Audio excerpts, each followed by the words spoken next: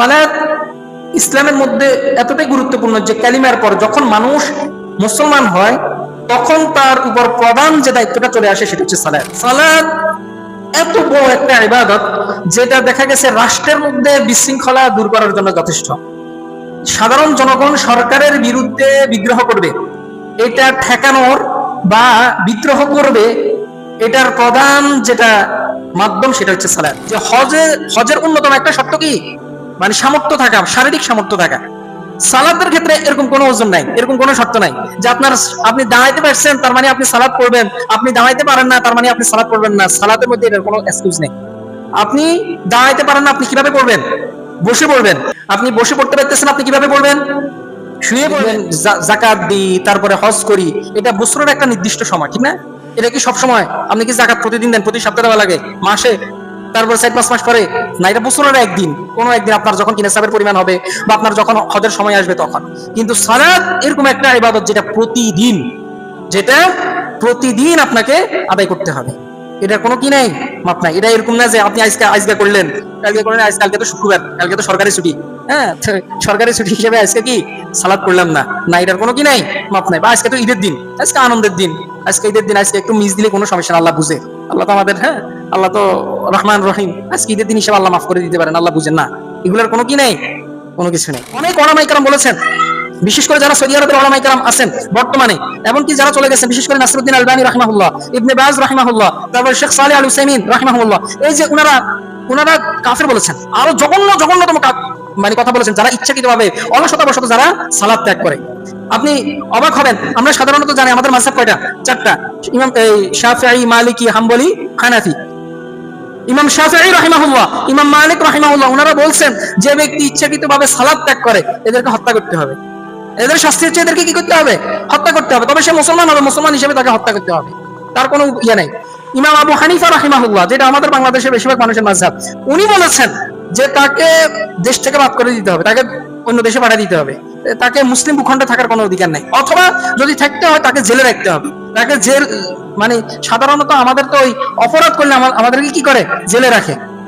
ইমাম আবু হানিফা রাহিমাহুল্লাহ বলছেন যে কোন মুসলিম যদি ইচ্ছাকৃতভাবেই হোক, অলসতাবশত হোক, যদি সালাত ত্যাগ করে তাহলে তাকে জেলখানায় রাখতে হবে। তারপরে ইমাম আহমদ ইবনে হাম্বল রাহিমাহুল্লাহ, তিনি বলছেন যে তাকে সর্বপ্রথম জেলে আবদ্ধ করতে হবে, বন্দী করতে হবে, গ্রেফতার করতে হবে যে ব্যক্তি সালাত ত্যাগ করে। তারপরে তাকে সালাত আদায় করার জন্য বাধ্য করতে হবে। সে যদি সালাত আদায় না করে তাহলে তাকে, এবার সে মুরতাদ হয়ে গেছে, এবার তাকে কি করতে হবে? মুরতাদ হিসেবে হত্যা করতে হবে। কোন ইমাম এই কথা বলেন না যে সে শাস্তি থেকে মুক্ত, তাকে ছেড়ে দাও, সমস্যা নাই, তাই রয়েছে তার ব্যাপার, তার রবের বিষয়, তাকে ছেড়ে দাও, না, এটা কোনো ইমাম বলে নাই। সৌদি আরবের বর্তমানে যেটা সবচেয়ে উচ্চ স্তরের ফতোয়া বোর্ড, লাজনাত দাইমা, ওইখানে বর্তমান যেটা ফতোয়া সেটা হচ্ছে যে ব্যক্তি সালাত ত্যাগ করে, সালাত পড়ে না, সালাতের ফরজিয়াতের ব্যাপারে যে ব্যক্তি ওয়াকিফ হাল, তারপর সে সালাত আদায় করে না, সে ব্যক্তি কাফের, সে আর মুসলিম থাকতে পারে না। সে যদি, তার জন্য কোনো মুসলিম নারীকে বিবাহ করা হারাম, কোনো মুসলিম নারীকে, সমাজের মানুষকে বলে দিতে হবে যে তাকে কি করতে দেওয়া যাবে না, কোনো মুসলমান মেয়েকে বিবাহ করতে দেওয়া যাবে না। এমনকি সে যদি বিবাহ অবস্থায় থাকে তাহলে তার স্ত্রীর মধ্যে তালাক হয়ে গেছে। এবার আপনি চিন্তা করেন, আপনি একটু চিন্তা করে দেখেন আপনার বিবাহিক অবস্থার কি অবস্থা হয়ে গেছে। সে যদি বিবাহিত থাকে তাহলে কি তার স্ত্রীর মধ্যে তালাক হয়ে গেছে, তার স্ত্রী ইচ্ছা করলে অন্য জায়গায় ইদ্যত পালন করে সে বিয়ে বসতে পারে। তারপর বলেছেন সে ওয়ারিশ হইতে পারবে না, সে তার বাবা মায়ের যে অর্থের, যে সম্পদের যে মালিক আছে না, বাবা মারা গেলে সে ওয়ারিশ হইতে পারবে না। তারপর বলেছেন তার জন্য দোয়া করা যাবে না, আরো কঠিন কথা বলেছেন যে আমরা জানি এটা, যারা আহলে কিতাব আছে, ইহুদি এবং খ্রিস্টান আছে, তাদের যে জবেহ করা যে পশু, এটা ইচ্ছা করলে কি আমরা খেতে পারি, কিন্তু যে ইচ্ছাকৃতভাবে সালাত ত্যাগ করে তার সেটাও খাওয়া যাবে না। এটা শেখ সালেহ আল উসাইমিনের ফতোয়া। তার কি সেটাও খাওয়া যাবে না, তার জন্য দোয়া করা যাবে না, তার জানাজা হবে না, তার জন্য জানাজা কেউ শরীক হবে না, তার জানাজা হবে না। তারপরে মুসলিমদের কবরস্থানে তাকে কবরস্থ করা যাবে না, তাকে কবর দেওয়া যাবে না। তাহলে তার দেহকে কি করতে হবে? বন জঙ্গলে ফেলে দিয়ে আসতে হবে, যেখানে শিকার কুকুর আছে ওইখানে কি করতে হবে? তার লাশকে ফেলে দিতে হবে।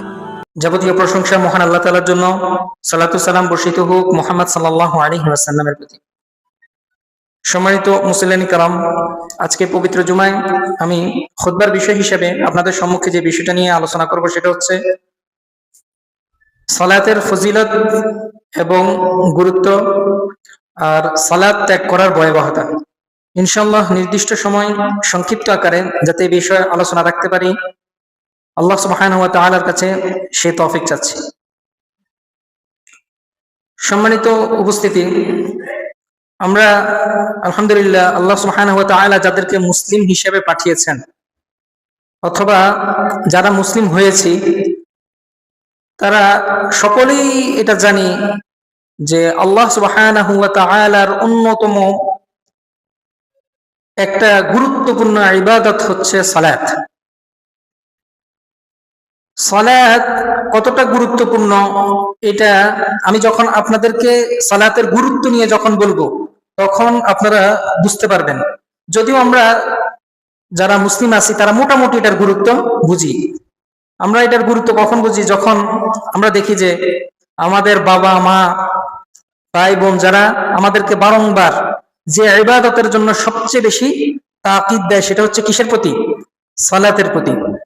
তাছাড়া তো ইসলামে তো আরো অনেক ইবাদত আছে যেগুলোর প্রতি দেখা যায় যে কি আমাদের যারা আত্মীয় স্বজন আছে, অভিভাবক আছে, তারা এত বেশি গুরুত্ব দেয় না। আমাদের অভিভাবকরা এটা তো আমাদেরকে বলে না যে তুমি জিকির করো, তুমি আজকে জিকির করো নাই কেন, ঠিক না? তারপরে তুমি যাকাত দাও নাই কেন, তুমি হজ করো নাই কেন, এটার প্রতি তো প্রত্যেক দিন তো এটার প্রতি গুরুত্ব দেয় না বা বলে না। যে ইবাদতের প্রতি সবচেয়ে বেশি গুরুত্ব দেওয়া হয় আমরা ছোটবেলা থেকেই আমরা যেটার প্রতি শুনি সেটা হচ্ছে কিসের প্রতি? সালাতের প্রতি। তো আমি আমার ভূমিকায় না গিয়ে সরাসরি মূল বক্তব্যের মধ্যে প্রবেশ করি। যে সালাত এটা আমরা সবাই বুঝি, সালাত এটা হচ্ছে আরবি শব্দ, এর আবিধানিক অর্থ হচ্ছে দোয়া করা, ইস্তেগফার করা, তারপরে দুরূদ পাঠ করা, তাসবিহ পাঠ করা। এটার আরো অনেক আবিধানিক অর্থ আছে। তো এটা প্রত্যেকটা অর্থের বিভিন্ন ক্ষেত্রভেদে এটার অর্থ বিভিন্ন হয়। যেমন যদি ফেরেশতাদের প্রতি যখন সালাতের কথা যখন আসবে তার মানে হচ্ছে কি করা? তাসবিহ পাঠ করা। আর যখন নবী রাসূলদের সাথে যখন আসবে তখন হচ্ছে কি? দরুদ পাঠ করা। আর যখন মানুষের ক্ষেত্রে হবে তখন অর্থ হচ্ছে ইস্তেগফার করা বা দোয়া করা। তো এটার ক্ষেত্র বিশেষে এটার আবিধানিক অর্থের একটু হেরফের হয়। পারিভাষিক দৃষ্টিকোণ থেকে সালাত বলা হয় কিছু শর্ত সাপেক্ষে নিয়ত সহকারে কিছু বাক্য এবং কর্মের মাধ্যমে মহান আল্লাহ সুবহানাহু ওয়া তাআলার ইবাদত করা, যেটা শুরু হয় তাকবীরে তাহরিমার মাধ্যমে আর শেষ হয় সালামের মাধ্যমে। এটাই হচ্ছে কি? সালাত। এখানে একটা কথা বলে রাখি যে আমরা যারা উপমহাদেশের মানুষ আছি, বিশেষ করে ভারত, পাকিস্তান, তারপরে বাংলাদেশের মানুষ, তারা সালাতকে কি বলে থাকি? নামাজ বলে থাকি, ঠিক না? কিন্তু এই নামাজ শব্দটা কোরআন এবং হাদিসে এবং কোন সাহাবায়ে কেরাম আমাদের সালফে সালেহিন যারা ছিলেন, মুহাদ্দিস, তাবেঈন যারা চলে গেছেন, তারা কখনোই এই শব্দটা ব্যবহার করেননি। তো এখানে আমি আপনাদেরকে এটা বলার উদ্দেশ্য এটা না যে আপনারা এটা নিয়ে সমাজের ভিতরে দুই ভাগ হয়ে যাবেন, যে একজন বলবে যে সালাত যারা যারা বলেন তারা এক দলে, নামাজ যারা যারা বলেন তারা অন্য দলে। ব্যাপারটা এরকম না। তো এখানে আমি আপনাদেরকে কথা বলার উদ্দেশ্য হচ্ছে যে কোরআন এবং হাদিসের মধ্যে যেই শব্দটা ব্যবহার করা হয়েছে আমরা চেষ্টা করব সেই শব্দটাই ব্যবহার করার জন্য। আপনি যদি নামাজ বলেন তার মানে এটা না যে আপনি কাফির হয়ে যাবেন বা আপনি অনেক বড় কবিরা গুনাহ করে ফেলবেন, বিষয়টা এরকম না। তো সাধারণত আমাদের উপমহাদেশে যে ইসলামটা আমরা দেখা গেছে প্র্যাকটিস করি, এটা সাধারণত ওই মদিনার ইসলাম না। মদিনার মানে হচ্ছে কোরআন এবং হাদিসের, সঠিক কথা হচ্ছে কোরআন এবং হাদিসের যে ইসলাম, সেই ইসলামটা আমাদের উপমহাদেশে আসেনি। বেশিরভাগ আমরা যে আমলগুলো করে থাকি এটা হচ্ছে যারা ওই ইরাক ইরানের মানুষ, যারা শিয়াপন্থী যারা ছিলেন, তো তাদের অনেক কিছু আমাদের মাঝে চলে এসেছে। আমি এখানে একটা উদাহরণ দিলে আপনারা বুঝতে পারবেন। দেখবেন যে আমাদের অনেকের নামের শেষে দেখবেন আমরা হাসান লাগাই, হোসেন লাগাই, লাগাই না আমাদের? হ্যাঁ, আরিফ হাসান, ঠিক আছে, তারপরে অমুক হোসেন, আমরা এরকম আরো অনেক বিভিন্ন নামের সাথে কি আমরা এটা লাগাই। তো এটা হচ্ছে কি মানে যারা ইরাক ইরানের মানুষ ছিলেন বা তারা তাদের ওই হাসান হোসেনের প্রতি তাদের একটা ভালোবাসা ছিল। এটা অন্য একটা হিসাব, অন্য একটা দৃষ্টিকোণ, সেদিকে না যাই। তো সেই হিসাবে আমাদের উপমহাদেশে এরকম অনেক আমল আছে, অনেক শব্দ আছে যেগুলো ইরাক এবং ইরান থেকে আসছে, যেগুলো দেখা গেছে আমরা কোরআন এবং হাদিসের সাথে যেটার কোনো কিনা সম্পর্ক না। তো নামাজ এই শব্দটা আমরা এটার তো বলি, ঠিক আছে, তবে আমরা সাথে সাথে কি বলবো? সালাত শব্দটাও বলবো। আমি এরকম মানুষও দেখেছি যে সালাত শব্দটা বলছি কিন্তু সে সালাত বুঝে না, সালাদটা কি মানে এই শব্দটাই শুনে নাই। এরকম মাঝে মধ্যে আমরা আমাদের আত্মীয় স্বজন আপনি যারা আছে দেখবেন, তাদের ক্ষেত্রে আপনি যদি সালাত শব্দটা বলেন দেখবেন তারা বুঝে না যে সালাত মানে কি। যদি বলেন নামাজ, হ্যাঁ হ্যাঁ, সালাত মনে করে তারা মনে হয় অন্য কোনো ইবাদত হবে, অনেকে কি এটা বুঝি। তো আমরা চেষ্টা করব যে কোরআন এবং হাদিসের যে শব্দটা ব্যবহার করা হয়েছে আমরা সেই শব্দটা ব্যবহার করার চেষ্টা করবো। অনুরূপভাবে আরেকটা শব্দ রোজা বলি, ঠিক না? এগুলো সবগুলো ফার্সি শব্দ। রোজা বলি শব্দটা কোরআন হাদিসে কি রোজা আসছে? না। কোরআন হাদিসে কি আসছে? সওম বা সিয়াম, একই মাসদার, সওমও বলা যায় সিয়ামও বলা যায়। তো এটা হচ্ছে কি সালাতের মানে পরিচয়, সামান্য পরিচয়। এবার যদি সালাতের গুরুত্ব, ইসলামের মধ্যে সালাত অন্যরকম একটা ইবাদত, এটার গুরুত্ব কেমন?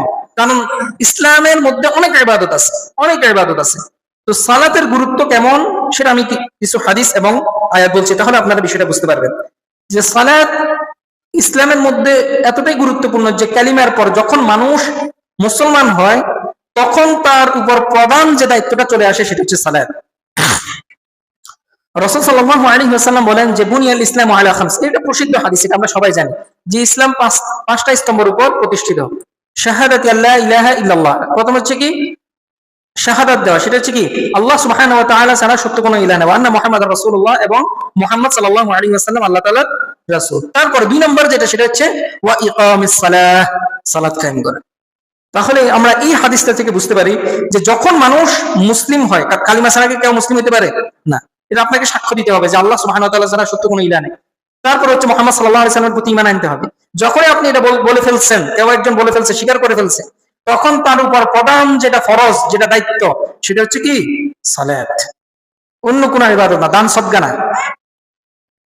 তারপরে দুই নম্বরে যেটা সালাতের গুরুত্ব সেটা হচ্ছে যে সালাত এত বড় একটা ইবাদত যেটা দেখা গেছে রাষ্ট্রের মধ্যে বিশৃঙ্খলা দূর করার জন্য যথেষ্ট।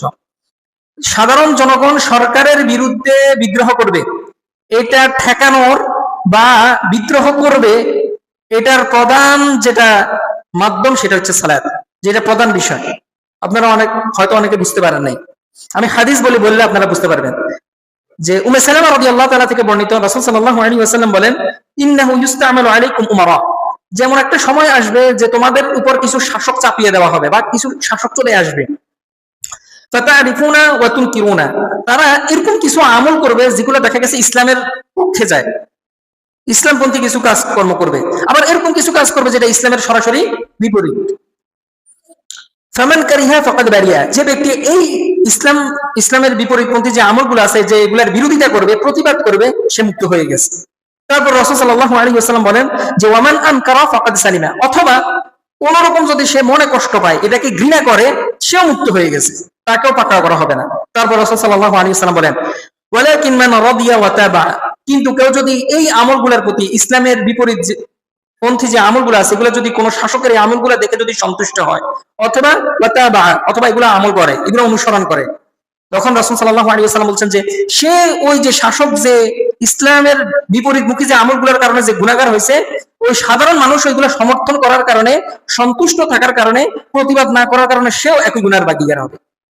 তারপরে সাহাবায়ে কেরাম যখন এটা শুনছেন, ওনারা অবাক হয়ে গেলেন, তখন বলতেছে ইয়া রাসূলুল্লাহ আলা নুকাতিলুহুম, যে আমরা কি তাদের সাথে, ওই শাসকদের সাথে যুদ্ধ করব না যারা এরকম ইসলামের বিপরীত দিক দিয়ে গিয়ে যারা এই আমলগুলো করবে? যেমন বর্তমানে চলতেছে না যে মদের কি লাইসেন্স দিয়ে ফেলছে, যে মদ খাওয়া যাবে, কোনো সমস্যা নাই, আপনার কাছে লাইসেন্স থাকলে, অনুমোদন থাকলে আপনি মদ খেতে পারবেন। এরকম অনেক আমল আমাদের সমাজে আমরা দেখি। আরেক কিছু উদাহরণ দিয়ে আপনারা বুঝতে পারবেন যে রাসূল সাল্লাল্লাহু আলাইহি ওয়াসাল্লামের পরে যারা শাসক শ্রেণী আসছিল, যে তারা এরকম ইসলামের মধ্যে অনেক পরিবর্তন করে ফেলছে। যেমন আমরা জানি ঈদের খুতবা, ঈদের সালাতের যে খুতবা, এটা কি ঈদের সালাতের আগে হয় নাকি পরে হয়? পরে হয়। এরকম অনেক শাসক আসছে যারা কি করছে, ঈদের সালাতের যে খুতবা আছে এটা আগে নিয়ে আসছে। তারপরে এই যে আমরা দেখা গেছে জাকাতুল ফিতর দিই, এটা কি কিসের মাধ্যমে? রাসূল সাল্লাল্লাহু আলাইহি ওয়াসাল্লাম হাদিসের দ্বারা, কিসের দ্বারা সাব্যস্ত? খাদ্যের দ্বারা। কিন্তু পরবর্তীতে যারা আসছে তারা কিসের দ্বারা দেয়? কারেন্সি, রূপমুদ্রা, বাকি বর্তমানে যে টাকা পয়সা আছে এগুলোর মাধ্যমে দেয়। এরকম ইসলামের মধ্যে অনেক কিছু পরিবর্তন নিয়ে আসছে। এগুলো কিসের মাধ্যমে আসছে? শাসক বর্গের মাধ্যমে আসছে। এগুলো এত সকাল এগুলা মানে নর্মাল হয় নাই, এমনি এমনি নর্মাল হয়নি এগুলা। তো এগুলো হচ্ছে ইসলামের বিপরীতপন্থী কাজ। তো যদি আমরা এগুলো দেখি, সাহাবায়ে কেরাম বলতেছেন আলা নুকাতিলুহুম, আমরা কি ওই শাসকদের সাথে যুদ্ধ করব না? তখন রাসূল সাল্লাল্লাহু আলাইহি ওয়াসাল্লাম বলছেন লা, না, ততক্ষণ পর্যন্ত মা সাল্লু, যতক্ষণ পর্যন্ত তারা সালাত কায়েম করে। তার মানে দেখেন, ইসলামের বিপরীতমুখী অনেক কর্ম শাসকরা করবে, এটা তোমরা দেখবে, ভালো করবে খারাপও করবে। সাহাবায়ে কেরাম কি বলছে? আমরা এদের সাথে যুদ্ধ করব কেন? ইসলামকে তারা কেন পরিবর্তন করবে? ইসলামকে কেন তারা বিকৃতি করবে? এই ক্ষমতা তাদেরকে কে দিচ্ছে? আমরা তাদের সাথে যুদ্ধ করব? আমরা কি তাদের সাথে যুদ্ধ করবো না? রাসূল সাল্লাল্লাহু আলাইহি ওয়াসাল্লাম বলছে না, শাসকদের সাথে যুদ্ধ করার দরকার নেই ততক্ষণ পর্যন্ত যতক্ষণ পর্যন্ত তারা সালাত কায়েম করে। যখনই সালাত মনে করেন শাসক বলে যে সালাতের এটার কোনো দরকার নাই, এটা কায়েমের কোনো প্রয়োজন নাই, বা যারা সালাত আদায় করে তাদেরকে বাধা দেয়, এরকম যদি হয় তখনই তাদের সাথে বিদ্রোহ করো, তাদের সাথে যুদ্ধের ঘোষণা করো। তার মানে কি? আমি আপনাকে এখানে বুঝাতে চাচ্ছি যে সাধারণ মানুষ এবং শাসকের সাথে মানে যুদ্ধ যেটাকে এড়িয়ে দিচ্ছে, যেটা বিদ্রোহকে থামিয়ে দিচ্ছে, সেটা হচ্ছে কি? সালাত। কত গুরুত্বপূর্ণ একটা ইবাদত সালাত, সুবহানাল্লাহ। তারপরে সালাতের 3 নম্বর যে গুরুত্ব সেটা হচ্ছে যে সালাত এটা হচ্ছে প্রত্যেক জিনিসের দেখবেন একটা কি আছে? স্তম্ভ আছে, একটা পিলার আছে, শিকড় আছে। তো ইসলামের সবচেয়ে গুরুত্বপূর্ণ যেটা শিকড়, যেটা স্তম্ভ, যেটা পিলার, সেটা হচ্ছে সালাত। এটা রাসূল সাল্লাল্লাহু আলাইহি ওয়াসাল্লাম বলছেন। রাসূল সাল্লাল্লাহু আলাইহি ওয়াসাল্লাম বলেন যে রাসুল আমরিল ইসলাম, সবকিছুর মূল যেটা সেটা হচ্ছে ইসলাম। তারপরে বলেন ওয়া উমুদুহু আস-সালাত, আর এই ইসলামের সবচেয়ে বড় যে শক্তিশালী যেটা স্তম্ভ সেটা হচ্ছে সালাত। তার মানে একটা বিল্ডিং এর মধ্যে মনে করেন একটা ফিলারের মাধ্যমে ওই বিল্ডিংটা দাঁড়িয়ে আছে, আপনি যদি ওই ফিলারটাই যদি ধ্বংস করে দেন, আপনার কি মনে হয় ওই বিল্ডিংটা দাঁড়িয়ে থাকতে পারবে? ওই বিল্ডিংটা আর দাঁড়াতে পারবে না। তো সালাত হচ্ছে ইসলামের মধ্যে এরকম শক্তিশালী একটা স্তম্ভ।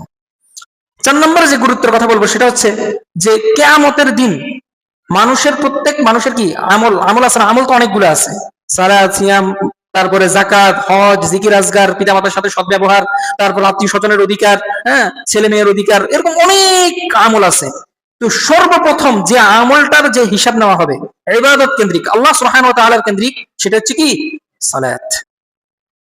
রাসূল সাল্লাল্লাহু আলাইহি ওয়াসাল্লাম বলেন যে আউয়ালু মা ইউহাসাবু বিহিল আবদু ইয়াউমাল কিয়ামাতি আস-সালাত, যে বান্দার সর্বপ্রথম যে আমলটার হিসাব নেওয়া হবে সেটা হচ্ছে সালাত। তারপর রাসূল সাল্লাল্লাহু আলাইহি ওয়াসাল্লাম বলেন এই যে হিসাব নেওয়া যে হবে, ফাইন সালাহাত ফাকাদ আফলাহা ওয়া আনজাহা, যার সালাত ঠিক থাকবে, পরিশুদ্ধ থাকবে, সবকিছু ঠিক আছে, ফাকাদ আফলাহা, সে সফলকাম হবে, ওয়া আনজাহা, এবং সে মুক্তি লাভ করবে। তারপরে রাসূল সাল্লাল্লাহু আলাইহি ওয়াসাল্লাম বলেন ওয়া ইন ফাসাদাত ফাকাদ খাবা ওয়া খাসিরা, আর যে এই সালাতটা বরবাদ করে ফেলবে, যার এই সালাতের মধ্যে ত্রুটি দেখা দিবে, সে ক্ষতিগ্রস্ত হবে এবং ধ্বংস হয়ে যাবে। তিরমিজি এবং আবু দাউদের হাদিস সহিহ। তারপরে 5 নম্বর যে গুরুত্বের কথা বলবো সেটা হচ্ছে রাসূল সাল্লাল্লাহু আলাইহি ওয়াসাল্লাম বলছেন যে প্রত্যেক মানুষের দেখবেন মানে চক্ষু শীতল করার একটা মাধ্যম থাকে। দেখবেন কারো কাছে দেখা গেছে এই টাকা পয়সা দেখলে তার চোখ জুড়াই যায়, কারো কাছে দেখা গেছে টাকা পয়সা এরকম ফ্যাক্ট না, তার কাছে ফ্যাক্ট হচ্ছে ক্ষমতা। মানে সে ক্ষমতা দেখলেই, তাকে কোনো র্যাঙ্ক দেওয়া হয়েছে, তাকে কোনো পদবি দেওয়া হয়েছে, পোস্ট দেওয়া হয়েছে, সেটা দেখলে তার ভালো লাগে। তার কাছে টাকা পয়সা এত ফ্যাক্ট না। এরকম অনেক মানুষ আছে যে তার কাছে টাকা পয়সা কিন্তু ফ্যাক্ট করে না, তার কাছে কি ফ্যাক্ট করে? ক্ষমতা। আবার এরকম মানুষ আছে তার কাছে দেখা গেছে কি ফ্যাক্ট করে? নারী, তার মানে মহিলা দেখলে তার ভালো লাগে। এক একজন মানুষের এক এক রকম রুচি। আবার কারো কাছে দেখবেন মহিলা এত ফ্যাক্ট না, আবার কারো কাছে দেখবেন যে তার চক্ষু জোড়ানো যেটা সেটা হচ্ছে তার সন্তান সন্ততি, মানে তার আর কিছু ভালো লাগে না, তার সবচেয়ে কি ভালো লাগে? তার সন্তান সন্ততি, ছেলে মেয়ে আছে, এগুলো নিয়ে কি তার সবচেয়ে, এগুলোই তার কাছে ফ্যাক্ট। তো রাসূল সাল্লাল্লাহু আলাইহি ওয়াসাল্লাম বলছে এই যে এত সম্পদ আছে, এত কিছু আছে, এই সব কিছুর মধ্যে আমার কাছে যেটা সবচেয়ে চক্ষু জোড়ানো মাধ্যম সেটা হচ্ছে সালাত। মানে সালাতের মাধ্যমে আমি এটা হচ্ছে আমার ঠিক চক্ষু শীতলকারীর একটা মাধ্যম। রাসূল সাল্লাল্লাহু আলাইহি ওয়াসাল্লাম বলেন ওয়া জুইলাত কুররাতু আইনি ফিস সালাত, আর সালাতের মধ্যে আমার জন্য চক্ষু শীতল করার মাধ্যম বা হাতিয়ার রেখে দেওয়া হয়েছে। সুবহানাল্লাহ। তাহলে বুঝেন যে সালাত এটা ইসলামের মধ্যে কত গুরুত্বপূর্ণ একটা ইবাদত। তারপরে 6 নম্বর যেটা নিয়ে বলবো সেটা হচ্ছে আপনি দেখবেন যে মানুষ যখন মারা যায় বা সে মরে যাবে এরকম একটা মুহূর্ত চলে আসে, তখন যার কাছে যেটা সবচেয়ে গুরুত্বপূর্ণ সে সেটার কথাই বলে। মনে করেন আপনার কাছে গুরুত্বপূর্ণ হয়েছে যে কি, আপনার মনে হতে পারে যে আপনার মারা যাওয়ার সাথে সাথে আপনার ছেলেমেয়েরা কি সম্পদ নিয়ে ঝগড়াঝাটি লাগে যাবে, তো আপনি এটা বলে দিলেন যে এরকম এরকম এরকম এরকম এরকম আমার জমিগুলো এরকম এরকম করিও, বা তার অন্য কোনো গুরুত্বপূর্ণ ওসিয়ত থাকতে পারে। তো রাসূল সাল্লাল্লাহু আলাইহি ওয়াসাল্লাম যখন মারা যাবেন এরকম অবস্থায় চলে এসেছেন, আপনারা এই কাহিনীটা অনেকেই জানেন যে রাসূল সাল্লাল্লাহু আলাইহি ওয়াসাল্লাম যেদিন মারা যাবেন উনি কিরকম গেছে ওনার উপর বিষয়গুলা। তো উনি মারা যাবেন যখন মুমূর্ষু অবস্থায়, প্রায় এরকম অবস্থা হয়ে গেছে, উনি তখন সর্বশেষ যে উপদেশটা দিয়েছেন সেটা হচ্ছে as-সালাত ওয়া মা মালাকাত আইমানুকুম, তোমরা সালাতের প্রতি যত্নশীল হবে, আর ওয়া মা মালাকাত আইমানুকুম, তোমাদের অধীনস্থ যারা দাস দাসী আছে তাদের অধিকারের প্রতি তোমরা খেয়াল রাখবে। এই দুইটা কথা বলে গেছেন। একটা হচ্ছে কি as-সালাত, 2 নম্বর হচ্ছে ওয়া মা মালাকাত আইমানুকুম, যারা অধীনস্থ যারা দাস দাসী আছে তাদের প্রতি তোমরা খেয়াল রাখবে। তার মানে এখানে বুঝতেই পারতেছেন যে সালাত এটা কত গুরুত্বপূর্ণ একটা ইবাদত। রাসূল সাল্লাল্লাহু আলাইহি ওয়াসাল্লাম তো অনেক কথা বলে যেতে পারতেন, পারতেন না? অনেক কথা রাসূল সাল্লাল্লাহু আলাইহি ওয়াসাল্লাম, আপনি যদি উনার জীবনের নবুয়তের পর থেকে যদি মৃত্যু পর্যন্ত দেখেন, যে উনি অনেক উপদেশ দিয়েছেন। এর থেকে উনি আরো অনেক, আরো কিছু স্পেশাল কিছু কি দিতে পারতেন, উপদেশ দিতে পারতেন, কিন্তু উনি কিসের প্রতি ইঙ্গিত করে গেছেন? সেটা হচ্ছে সালাত। আল্লাহু আকবার। তারপরে সালাতের 7 নম্বরের গুরুত্বের কথা যেটা বলবো, সেটা হচ্ছে যে সালাত হচ্ছে একমাত্র এমন একটা ইবাদত যেটা কোনো সময় আপনার থেকে এটা পৃথক হবে না। পৃথক হবে কখন সেটা বলবো, সামনে বলবো। মানে হচ্ছে আপনি এটা কোনো এক্সকিউজ দেখাতে পারবেন না যে আমি তো অসুস্থ, আমি তো দাঁড়াইতে পারি না, আমি তো দাঁড়াইতে পারি না। দেখবেন এই হজে হজে যাওয়ার কিন্তু একটা মানে মাধ্যম হচ্ছে বা অন্যতম একটা শর্ত হচ্ছে কি থাকা, মানে আপনি যে হজ যে করবেন ওইরকম শারীরিক একটা শক্তি থাকা, সামর্থ্য থাকা। যারা হজ নিয়ে মোটামুটি পড়াশোনা করেন তারা বলতে পারবেন যে হজের অন্যতম একটা শর্ত কি, মানে সামর্থ্য থাকা, শারীরিক সামর্থ্য থাকা। সালাতের ক্ষেত্রে এরকম কোনো ওজন নাই, এরকম কোনো শর্ত নাই যে আপনি দাঁড়াইতে পারছেন তার মানে আপনি সালাত পড়বেন, আপনি দাঁড়াইতে পারেন না তার মানে আপনি সালাত পড়বেন না। সালাতের মধ্যে এটার কোনো এক্সকিউজ নেই। আপনি দাঁড়াইতে পারেন না, আপনি কিভাবে পড়বেন? বসে পড়বেন। আপনি বসে পড়তে পারতেছেন না, আপনি বসে পড়তে পারতেছেন, আপনি কিভাবে পড়বেন? শুয়ে পড়বেন। সেটারও পদ্ধতি আছে কিভাবে শুয়ে সালাত আদায় করতে হবে। আপনি শুয়ে সালাত আদায় করতে পারতেছেন না, মনে করেন আপনার শুইতেও জামিলা বা আপনার এরকম অবস্থা যে আপনার শোয়াতেও সমস্যা, আপনি কিভাবে পড়বেন? আপনার শোয়ার ক্ষেত্রে তো আপনার কিছু অঙ্গ নড়াচড়া করতে হবে, আপনি সেটাও করতে পারতেছেন না, তখন আপনি কি করবেন? ইশারা দিয়ে সালাত আদায় করবেন। তার মানে সালাত এটা কখনো মাফ হয় না। আমরা অনেক সময় বলি যে আমার তো এক্সাম চলতেছে, আমার তো পরীক্ষা চলতেছে, ঠিক না? যে তার মানে কি নামাজটা একটু দেরিতে পড়লেও সমস্যা নাই। তারপরে দেখবেন বাবা মারা কি করে, ছেলে এক্সাম আছে রাতে 3টার দিকে শুইছে, ফজরের সময় নিষেধ করে কি করতে না, জাগাইতে না, ছেলে অনেক রাত্রে ধরে পড়াশোনা করছে, কিছু হবে না, এক্সাম আছে সামনে। না, এটার কোনো ওজন নাই। আবার অনেকে বলে, প্রশ্ন করে মাঝে মধ্যে আমাদের কাছে যে হুজুর আমার তো এরকম যে আমার কোচিং আছে, কোচিং এর হচ্ছে 1:30টার দিকে, এখন আরো আধা ঘন্টা বা 20 মিনিট আগে যাইতে হয়। এখন আমি যদি সালাদটা, আবার কোচিং হচ্ছে প্রায় কয় ঘন্টা, 2 ঘন্টা, আমি যদি কোচিংটা করি, আমি সালাদ যদি পরে হবে না, হবে না। আপনাকে অবশ্যই সালাদ আদায় করতে হবে, প্রয়োজনে কয়েকজন, সেটা অন্য একটা মাসালা। তার মানে আপনার যত, এখানে আমি বুঝাতে যাচ্ছি যে আপনার যত ওজন হোক, কোনো ওজনে কি না গ্রহণযোগ্য না। আপনার মা মারা গেছে, কান্ডাকাটি করেন, সমস্যা নাই, ওয়াক্ত থাকতে আপনাকে কি করতে হবে? সালাত আদায় করতে হবে। আপনার উপর এটা মাফ নাই। অনেক মানুষ আমি দেখেছি যখন বাবা মা মারা যায় কি করে, ওইগুলা নিয়ে ব্যস্ত হয়ে যায়। তার জোহর চলে যাচ্ছে, আসর চলে যাচ্ছে, মাগরিব চলে যাচ্ছে, তার কোনো খবর নেই।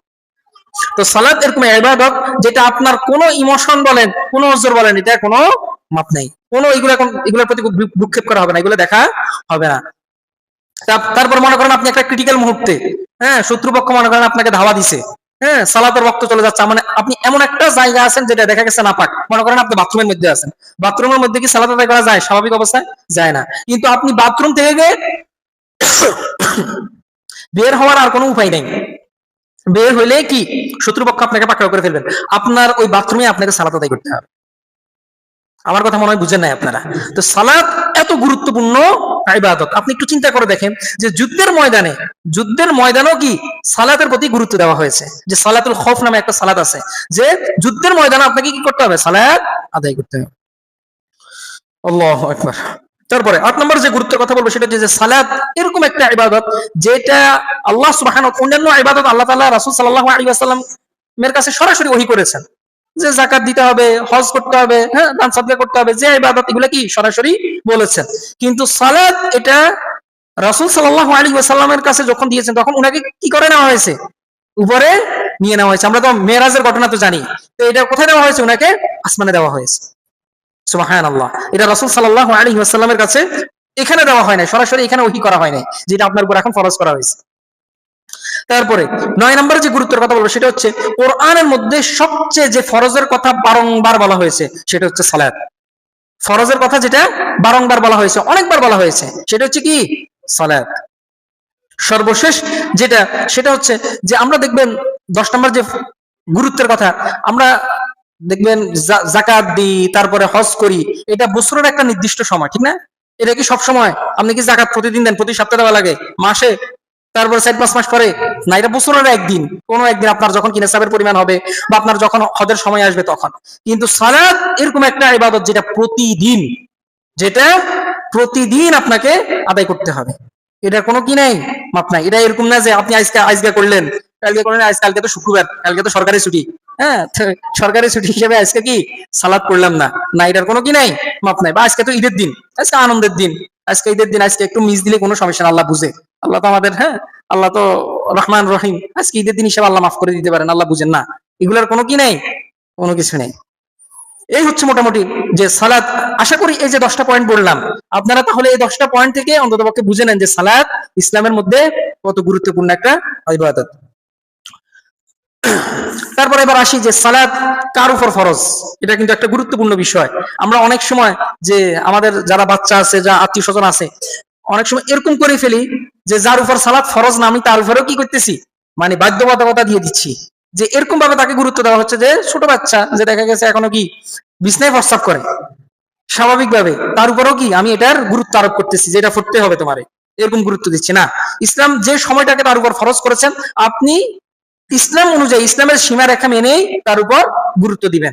এখানে এরকম না আপনি তাকে কি, সে সালাত পড়ে নাই, তার এরকম এখনো সময় আসে নাই, আপনি তাকে প্রহার করবেন, কঠিন ভাবে ব্যত্যাঘাত করবেন, এটা ইসলাম আপনাকে অনুমোদন দেয়নি। ইসলামের রাসূল সাল্লাল্লাহু আলাইহি ওয়াসাল্লাম বলছেন যে যখন তোমাদের কারো সন্তান যখন 7 বছর হয়, তখন তোমরা কি করো, সালাতের কথা বলো। তারপরে যখন 10 বছর হয় তখন হালকা প্রহার করো।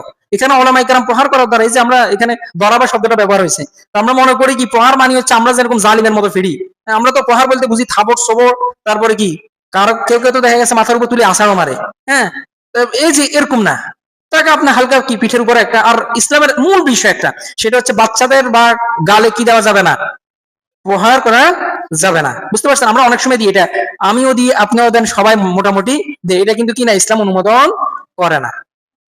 যেটা ইসলামে হারাম, এটা শুধু মানে এটা সবার জন্যই হারাম, এটা আপনার জন্য হালাল হবে, আমার জন্য হারাম হবে, বিষয়টা এরকম না।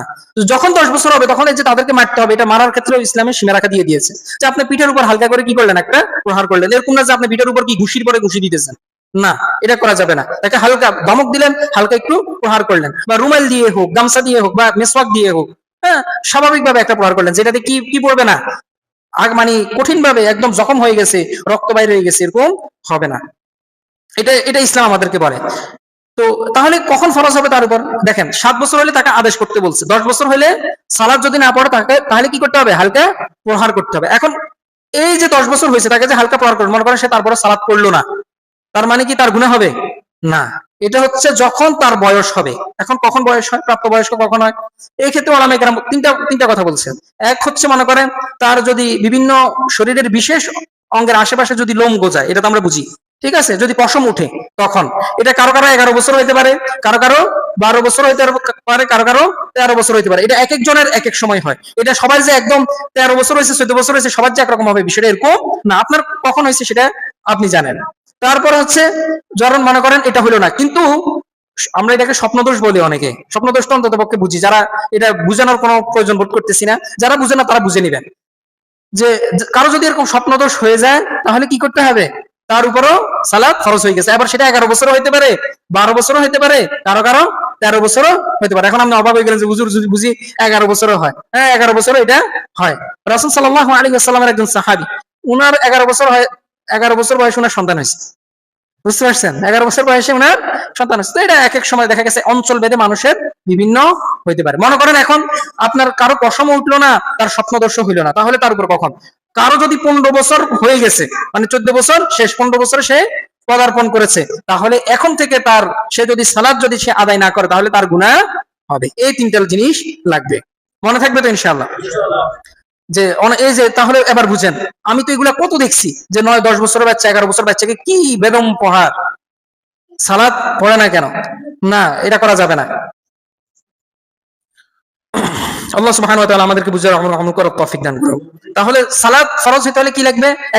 একটা হচ্ছে মানে সে জ্ঞান সম্পন্ন হইতে হবে। পাগল, তারপরে নেশাখোর, এরকম হইলে মনে করেন এমন নেশা করছে তার কোনো বিবেক এখন কি না, মানে সজাগ না, সে কি বলতেছে না বলতেছে তার এখন হুঁশ আসে নাই, তাহলে তার উপর সালাত ফরজ হবে না। তার মানে এখন অনেকে বলতে পারে যে হুজুর তাহলে তো এখান থেকে বোঝা যাচ্ছে যে নেশা করা মনে হয় হালাল জিনিস, বা তাহলে নেশা করুন। না, আপনি তো নেশা করছেন, এটার কারণে তো গুনাহ, এটার কারণে গুনাহ হচ্ছে না। তারপর আবার নির্দিষ্ট সময় সালাত করতেছেন না, এটার কারণে আবার গুনাহ হচ্ছে, আপনার তাহলে ডবল অন্যায় হচ্ছে। এটা হচ্ছে ইসলামে আপনাকে সীমারেখা বলে দিয়েছে যে আপনি কখন আপনি সালাত আদায় করবেন। জ্ঞান সম্পূর্ণ হইতে হবে, আর এই সালাতে দুইটা শর্ত, আর এক হচ্ছে কি প্রাপ্তবয়স্ক হইতে হবে। এই সালাতের আর কোনো শর্ত নাই, এই দুইটা শর্ত হইলেই আপনাকে করতে হবে। আর একটা বিষয় সেটা হচ্ছে, মনে করেন এটা তো স্বাভাবিকভাবে আপনি ঘুমিয়ে আছেন, সালাতের ওয়াক্ত চলে গেছে, মনে করেন আজকে ফজরের নামাজ, হ্যাঁ মানে 6টা মনে হয় 10 না কতই মনে হয় শেষ সময় সম্ভবত 34, হ্যাঁ 6:36, হ্যাঁ। তো এই আপনার পরে চলে গেছে, এখন আপনি উঠে দেখবেন যে 7টা বাজে, তাহলে আপনার জন্য তখনই ওয়াক্ত। অনেকে মনে করে যেহেতু 7টা বেজে গেছে সময় শেষ, আমি যোহরের সাথে কাজা আদায় করে নেব না। এটা রাসূল সাল্লাল্লাহু আলাইহি ওয়াসাল্লামের হাদিস। আপনি যখন ঘুমিয়ে থাকছেন তখন আপনার থেকে কলম উঠিয়ে নেওয়া হয়েছে, আপনার কোনো গুনাহ হবে না। গুনাহ কখন হবে? আপনি উঠছেন, উঠে ইচ্ছাকৃত ভাবে গড়ামসি করতেছেন, ঢিলেমি করতেছেন, দেরি করতেছেন, অলসতা করতেছেন, তখন আপনার গুনাহ হবে। তা না হলে আপনার কোনো গুনাহ হবে না। আপনি উঠছেন, উঠে দেখবেন 7টা বাজে, আপনি তাড়াতাড়ি উঠে কি করবেন? সালাত আদায় করে নেবেন। এবার আমরা আসি যে সালাত এটার কি ফজিলত। আচ্ছা, এখানে একটা কথা বলে রাখি, অনেকে এখানে একটু ভুল বুঝতে পারেন, যে অনেকে মনে করতে পারেন যে এখানে সালাত বলতে মনে হয় আমি তাহাজ্জুদ, তারপরে সুন্নতে মুআক্কাদা আমরা যেগুলো আসি আমি সবকিছু কথা বলতেছি। না, এখানে আমি সালাতের এই যে গুরুত্বের কথা যে বলতেছি, এটা বিভিন্ন সালাত হইতে পারে। তবে এখানে যে সালাত না পড়ার যে শাস্তি, সেটা হচ্ছে কেবল কিসের ক্ষেত্রে?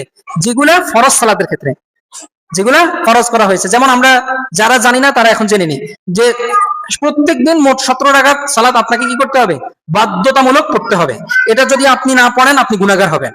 ফজরের 2 রাকাত, জোহরের 4 রাকাত, আসরের 4 রাকাত, মাগরিবের 3 রাকাত, ইশারের 4 রাকাত। যেমন ফজরের ক্ষেত্রে ফজর নামাজ এখানে সুন্নাত আছে, সুন্নাত 2 রাকাত আছে, আগে পড়তে হয়। জোহরের আগে 4 রাকাত সুন্নাত পড়তে হয়, 2 রাকাত সুন্নাত পড়া যায়, ঠিক আছে। তো এই যে এগুলো হচ্ছে সুন্নাতে, কেউ কেউ রাতেবা বলছেন, আবার কেউ কেউ সুন্নাতে মুআক্কাদা বলছেন। মানে হচ্ছে এগুলো হচ্ছে হাইলি রিকমেন্ডেড, মানে আপনি যদি পড়েন উৎসাহিত করছে, আপনি নেকি পাবেন।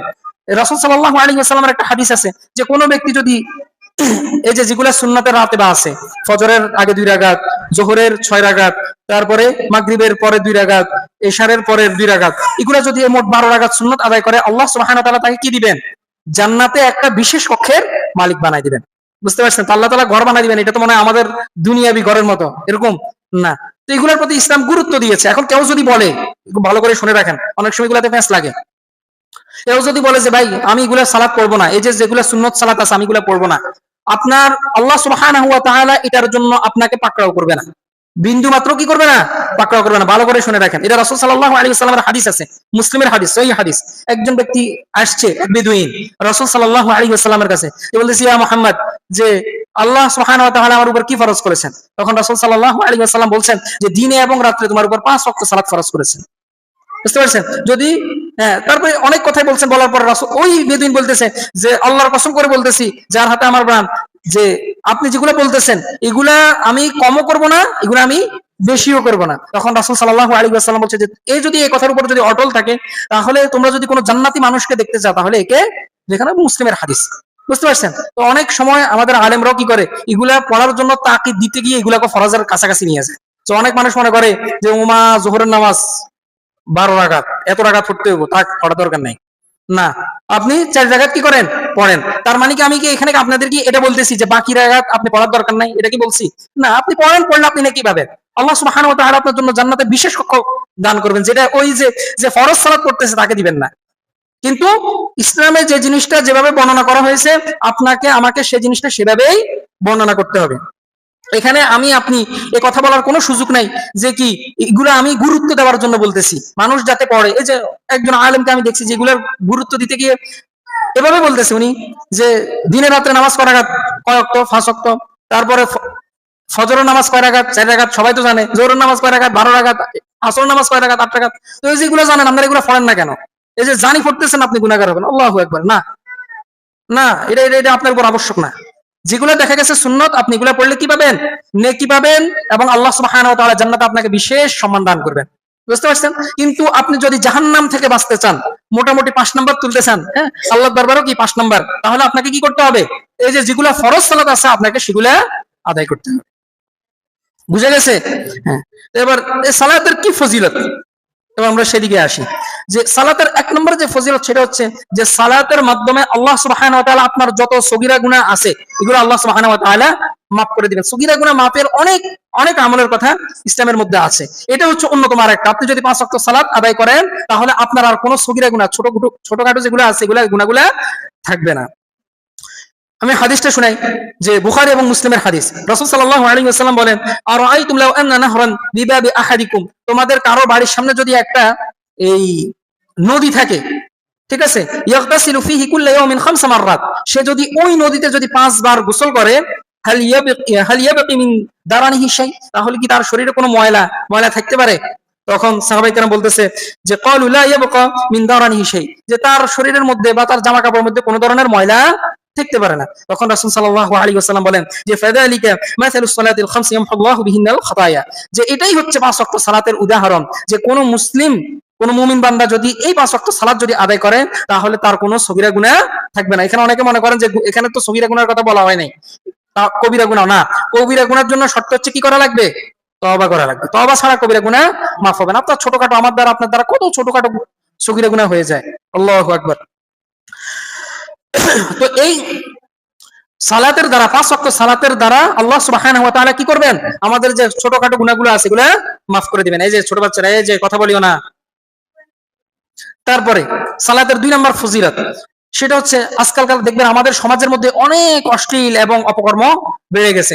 যে কোনো মুমিন এবং মুসলিম বান্দা যদি খুশু সহিত যদি 5 ওয়াক্ত সালাত লাগাতার যদি আদায় করতে থাকে, ইনশাআল্লাহ ওলামায়ে কেরাম বলেন, আশা করা যায় যে আল্লাহ সুবহানাহু ওয়া তাআলা সে যে গুনাহের মধ্যে সে অভ্যস্ত থাকুক না কেন, আসক্ত থাকুক না কেন, আল্লাহ সুবহানাহু ওয়া তাআলা সে যদি ইসলামের যে সিস্টেম আছে, রাসূল সাল্লাল্লাহু আলাইহি ওয়াসাল্লামের যে সালাতের যে সিস্টেম বলে গেছেন, এভাবে যদি খুশু সহিত মনোযোগ সহকারে ধীরস্থির ভাবে যদি সে সালাত আদায় করে, সে কোনো অশ্লীল অপকর্মের মধ্যে সে অভ্যস্ত থাকতে পারবে না, এটা গ্যারান্টি। অনেকে দেখবেন এরকম প্রশ্ন করেন যে হুজুর, এই অমুক ব্যক্তিরা, আল্লাহ সুবহানাহু ওয়া তাআলা তো কোরআনে বলছে যে ইন্নাস সালাতা তানহা আনিল ফাহশাই ওয়াল মুনকার, নিশ্চয়ই সালাতের মাধ্যমে কি মানুষ অন্যায় অপকর্ম এবং অশ্লীল কর্ম থেকে বিরত থাকে। তো এই যে মানুষ তো দেখি যে এরকম সালাতে পড়তেছে আবার সুদও খাইতেছে, ঠিক না? এরকম আছে না আমাদের সমাজে? কি কম আছে না বেশি আছে? আছে, এখন দিন দিন বাড়তে আছে। তারপরে সে সালাতে পড়ে আবার কি মুভিও দেখে, সে সালাতে পড়ে আবার মিথ্যা কথাও বলে, সালাতে পড়ে মা বাবার অবাধ্য হয়। হ্যাঁ, এগুলো তো আমাদের সমাজে আছে না? তো এইটার কারণটা কি? কারণ হচ্ছে আমাদের সালাতের যে ওজন, যে ওয়েট, যেরকম সালাত আদায় রাসূল সাল্লাল্লাহু আলাইহি ওয়াসাল্লাম আদায় করেছেন এবং আদায় করতে বলেছেন, আমাদের সালাত সেরকম হয় না। আপনি মসজিদে আজকে গিয়ে যদি কোনো আপনাদের এলাকা থেকে এরকম আপনি একটা অন্য এলাকায় চলে যাইয়েন, গিয়ে মসজিদে দেখবেন যে মানুষের সালাতের অবস্থা, আমি তো মাঝে মধ্যে দেখি যে সালাতের কত রকম অবস্থা। বেশিরভাগ হচ্ছে রাসূল সাল্লাল্লাহু আলাইহি ওয়াসাল্লাম যেভাবে সালাত আদায় করেছেন সেভাবেও আদায় করে না। অনেক সময় দেখা যায় যে নিজের যে মাযহাব আছে সেটা অনুযায়ী মানুষের সালাত হয় না। ইমাম আবু হানিফা রাহিমাহুল্লাহ, উনার কাছে সালাতের ওয়াজিবের অন্যতম একটা ওয়াজিব হচ্ছে যে রুকু আছে, রুকু করে সোজা হয়ে কি করতে হবে? দাঁড়াইতে হবে, এটা ওয়াজিব। এটা যদি কেউ আদায় না করে তাহলে তার সালাত কি হবে না?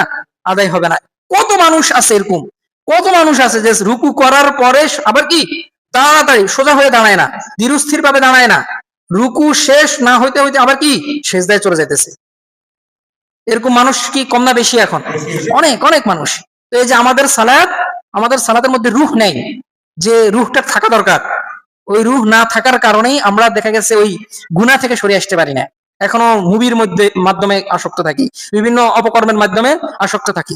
আপনার আমার সালাত কবুল হচ্ছে কি হচ্ছে না, এটার মাপকাঠি, এটা একটা মাপার যন্ত্রই হচ্ছে কি এই যে সালাত। মানে রাসূল সাল্লাল্লাহু আলাইহি ওয়াসাল্লাম যেভাবে বলেছেন, করতে বলেছেন, যেভাবে ওয়াজিব, রুকন, তারপরে সুন্নাহ যেভাবে বলেছেন, আপনি যদি এভাবে পড়েন, আপনি দেখবেন যে যে অপকর্মগুলো আপনি করতেন বা আপনার দ্বারা হয়ে যেত, এগুলার পরিমাণ আস্তে আস্তে কমে আসতেছে। আপনি এটা খেয়াল করে দেখবেন। আপনি আজকে থেকে শুরু করেন, সালাতের মধ্যে আস্তে আস্তে আদায় করেন। তাসবিহ যেটা পড়তেছেন সেটা মানে শুনেন যে কি পড়তেছেন। অনেক সময় তো আমরা সেজদাতে যাই, সুবহান রাব্বিল আলা, এত তাড়াতাড়ি পড়ি যে কি যে পড়ি নিজেও বুঝি না, অভ্যস্ত হয়ে গেছি। সূরা ফাতিহা কখন শুরু হয়েছে কখন শেষ হয়েছে কোনো কি নেই, হুঁশঘাস নেই, যে শুরু করছি কখন, এটা আবার কখন শেষ হয়ে গেছে। অনেকে তো এরকম বলে যে ভাই আমি যে নামাজে যে ইমাম সাহেবের সাথে যে দাঁড়াই, কারণ আমাদের হানাফি মাযহাব অনুযায়ী কি সূরা ফাতিহা ইমামের পিছনে পড়ার দরকার নেই। এরকম মানে ইমামের যা পড়ছে, হ্যাঁ, আপনি শুধু দাঁড়ায় থাকলে আপনার সালাত হয়ে যাবে। তো এই যে অনেক মানুষ বলে যে আমি যে এই যে দাঁড়াইছি ইমাম সাহেবের সাথে যে রুকু দিছি, শুধু মনে আসে কখন, যখন যে সালাম ফিরে ফেলছি, এটা তখন আমার মনে আসে যে আমি কিসের মধ্যে আছি? সালাতের মধ্যে আছি। আল্লাহু আকবার। আবার যে কিছু ভাই বলেন যে ভাই আমি এই যে সালাতে যখন দাঁড়াই, যে মাঝে মধ্যে এরকম হয় না যে 1 রাকাত ছুটে গেছে, 2 রাকাত ছুটে গেছে, তো আমি ভুলে যাই যে আমার কয় রাকাত ছুটছে। তো তখন কি করে, ওই যে পাশে যে আসছে আমার সাথে, সে তার সালাতের দিকে খেয়াল করি আমি, সে কয় রাকাত মিস দিছে। আল্লাহু আকবার। তো এই হচ্ছে আমাদের সালাতের কন্ডিশন। আপনার কি মনে হয় এরকম যারা সালাত আদায় করে সে কি সুদ ছাড়তে পারবে? পারবে না, তার দ্বারা সুদ ছাড়া সম্ভব না, কারণ তার সালাতের মধ্যে রূহ নেই। আপনি সালাত খুজুর সহিত মনোযোগ সহকারে সালাতের যে শর্তগুলো আছে, যে ওয়াক্ত আছে, রোকন আছে, এগুলো মেনে আপনি সালাত আদায় করেন, আপনি 1 মাস আদায় করেন, দেখেন তারপর আপনার আমল অন্যান্য যে অপকর্মগুলো আছে এগুলো কোথায় যায়। আপনি 1 মাস পরে আমার সাথে দেখা করেন যে হুজুর আমি তো এরকম সালাতের রোকন টোকন আদায় করছি, খুজুর সহিত আদায় করছি, তারপরেও আমি এই বদভ্যাস ছাড়তে পারতেছি না, এই খারাপ কাজ থেকে ফিরে আসতে পারতেছি না, তখন আপনি আমাকে বলিয়েন। এটা গ্যারান্টি, অবশ্যই অবশ্যই আপনি যদি খুজুর সহিত সালাত আদায় করেন আপনার মধ্যে এটা হবেই। আপনি অপকর্ম থেকে দূর হবেনই, অপকর্ম আপনার থেকে দূর হবে। আপনি অশ্লীল যে কাজকর্মগুলো আছে এগুলো আপনার ধারের কাছে আসতে পারবে না ইনশাআল্লাহ। তো এই যে সালাত, এটার মাধ্যমে যে অপকর্মগুলো আছে এগুলো দূর হয়। তারপর 3 নম্বর যে ফজিলত হচ্ছে যে বান্দা আল্লাহ সুবহানাহু ওয়া তাআলার সবচেয়ে নৈকট্য অর্জন করে কখন? সালাতের মধ্যে। আর সালাতের মধ্যে গুরুত্বপূর্ণ বিষয়টা কি? সিজদা। রাসূল সাল্লাল্লাহু আলাইহি ওয়াসাল্লাম বলেন যে আকরাবু মা ইয়াকুনুল আবদু মির রাব্বিহি ওয়া হুয়া সাজিদ, যে বান্দা যখন সিজদা অবস্থায় থাকে তখন সবচেয়ে তার রবের নিকটতম থাকে। সুবহানাল্লাহ, মুসলিমের হাদিস। তো আপনি যত বেশি সিজদা করবেন, যত বেশি সালাত আদায় করবেন, আপনি আল্লাহ সুবহানাহু ওয়া তাআলার নৈকট্য অর্জন করতে থাকবেন। এরকম হবে যে রাসূল সাল্লাল্লাহু আলাইহি ওয়াসাল্লাম একটা হাদিসে কুদসিতে বলছেন যে মানুষ যখন আল্লাহ সুবহানাহু ওয়া তাআলার বন্ধু হয়ে যায়, ওলি হয়ে যায়, খাস বন্ধু হয়ে যায়, দোস্ত হয়ে যায়, তখন এরকম হয়, তখন আল্লাহ সুবহানাহু ওয়া তাআলার মানে সে কান হয়ে যায়। তার মানে কি এখানে কান হয়ে যাওয়া, এটার মানে কি যে সে কান দিয়ে দেখবেন অনেক মানুষ আছে না যে গান টান শুনতেই তার ভালো লাগে, হ্যাঁ, তো সে দেখবেন গান শুনবে না, কোনো অপকর্ম, কোনো গীবত, শিকায়েত, কোনো খারাপ কাজ তার শুনতে মনে চাইবে না। তারপরে তারপরে আল্লাহ সুবহানাহু ওয়া তাআলা তার হাত হয়ে যায়। এটা মানে কি? সে কাউকে প্রহার করবে না, এই হাতের দ্বারা সে কোনো অপকর্ম করবে না। তারপরে পা হয়ে যায়, তার মানে কি সে অপকর্ম করার জন্য যে স্টেপ দেওয়া দরকার সে সেগুলা করবে না। যে আপনি যত বেশি আল্লাহ সুবহানাহু ওয়া তাআলার ইবাদত করবেন, সিজদা করবেন, আপনি তত বেশি আল্লাহ তাআলার ওলি হতে থাকবেন, বন্ধু হতে থাকবেন, আল্লাহ সুবহানাহু ওয়া তাআলার নৈকট্য অর্জন করতে থাকবেন। তারপরে 4 নম্বর যেটা, সেটা হচ্ছে যে ফজিলত সালাতের। আমরা তো অনেক সময়, অনেক মানুষ দুনিয়ার মধ্যে তো এরকম মানুষ খুব কম আছে যে যার রিজিকের ফেরেশানি নাই। এরকম মানুষ কি আছে? আমার মনে হয় না। সবার মধ্যে যে রিজিকের ফেরেশানি আছে, যে হুজুর আমার তো চাকরি হইতেছে না, আমার তো কাজ হইতেছে না, তারপরে বাহিরের জন্য কি এরকম অ্যাপ্লাই করে রাখছি অনেক বছর ধরে, কোনো কিছু হইতেছে না, হ্যাঁ, যে আপনি সালাত আদায় করেন। রাসূল সাল্লাল্লাহু আলাইহি ওয়াসাল্লামকে আল্লাহ সুবহানাহু ওয়া তাআলা বলছেন যে ওয়া'মুর আহলাকা বিস-সালাত ওয়াসতাবির আলাইহা, যে মুহাম্মদ আপনি আপনার পরিবারের লোকদেরকে সালাতের আদেশ করুন। ওয়া'মুর আহলাকা বিস-সালাত ওয়াসতাবির আলাইহা, এবং নিজেও এটার উপর অবিচল থাকুন।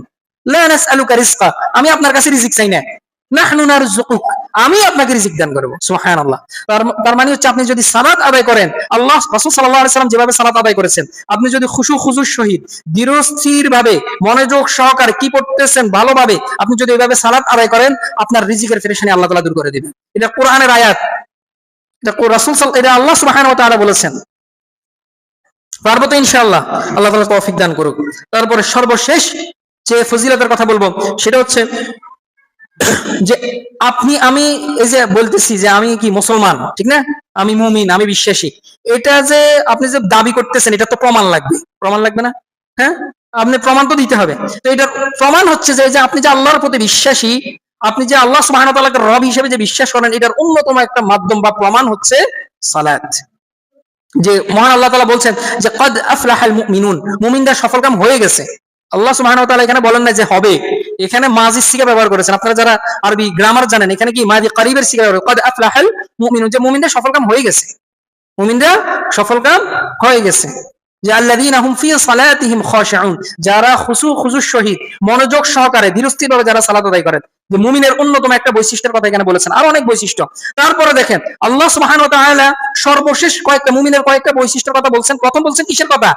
খুজুর সহিত মনোযোগ সহকারে সালাত আদায় করা। তারপরে সর্বশেষ বলেছেন যে উলাইকা হুমুল ওয়ারিসুন আল্লাযীনা ইয়ারিসুনাল ফিরদাউস হুম ফিহা খালিদুন, এরাই হচ্ছে জান্নাতুল ফিরদাউসের, মানে জান্নাতের মধ্যে যেটা সবচেয়ে উঁচু মাকাম, উঁচু স্তরের জান্নাত, এরা কি আল্লাহ সুবহানাহু ওয়া তাআলা ওদেরকে ওইখানে প্রবেশ করাবেন, তারা সেখানে চিরকাল থাকবে। তার মানে হচ্ছে আপনি যদি মুমিন এটা পরিচয় দিতে চান, আপনি যদি জান্নাতুল ফিরদাউসে থাকতে চান, তাহলে আপনাকে কি করতে হবে? সালাত আদায় করতে হবে।